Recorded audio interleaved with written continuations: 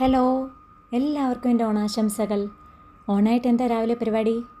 രാവിലെ തന്നെ എല്ലാവരും തിരക്കായിരിക്കും അല്ലേ? ഇവിടെ ഞാൻ എഴുന്നേറ്റ് കുളിയൊക്കെ കഴിഞ്ഞ് കാപ്പി കൂടി തുടങ്ങിയിട്ടുള്ളൂ കേട്ടോ. ഇനി വേണം പതുക്കെ കിച്ചണിലേക്ക് കയറി സദ്യയൊക്കെ ഒരുക്കാൻ വേണ്ടി. ഇത്തവണത്തെ ഞങ്ങളുടെ ഓണയിലെ ഞങ്ങളുടെ ഈ ഫ്ലാറ്റിലല്ല, വേറൊരു ഫ്രണ്ടിൻ്റെ വീട്ടിലാണേ ആഘോഷിക്കുന്നത്. അവിടെ അനുവേട്ടൻ്റെ ചേട്ടനും ചേച്ചിയും പിന്നെ ഞങ്ങളുടെ വേറെ കുറേ ഫ്രണ്ട്സ് ഉണ്ട്. അവരെല്ലാവരും അവിടെ വന്ന് ഒരുമിച്ച് ആഘോഷിക്കാനാണ് പ്ലാൻ ചെയ്തിരിക്കുന്നത്. ശരിക്കും എനിക്കതാണ് ഇഷ്ടം. എന്തെങ്കിലുമൊക്കെ ഒരു ഫെസ്റ്റിവൽ ഉണ്ടെങ്കിൽ ഒരുപാട് പേര് കൂടി സെലിബ്രേറ്റ് ചെയ്യണം. അല്ലാതെ ഇപ്പം ഇവിടെയാണെങ്കിൽ ഞാനും അനുവേട്ടനും മോളും തന്നെയാണെങ്കിൽ ഞങ്ങൾക്ക് ഭയങ്കര ബോറടിയായിരിക്കും, മോൾക്കും അനുവേട്ടനും എനിക്കും.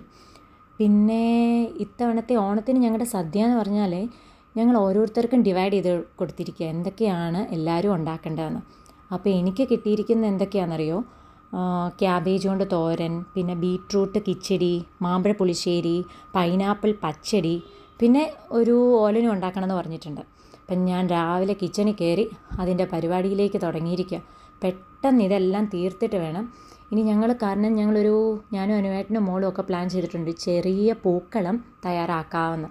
അപ്പോൾ അനുവേട്ടൻ രാവിലെ തന്നെ എഴുന്നേറ്റ് പൂക്കളൊക്കെ ശരിയാക്കുന്ന തിരക്കിലാണ്. അപ്പം ഞാൻ പെട്ടെന്ന് കിച്ചണിലെ എൻ്റെ പരിപാടിയൊക്കെ തീർത്ത് വെച്ചിട്ട് ഞാനും അനുവേട്ടൻ്റെ കൂടി. സത്യത്തിൽ ഞങ്ങൾക്ക് 2 പേർക്കും ഒരു ഡിസൈനും അറിയത്തില്ല കേട്ടോ.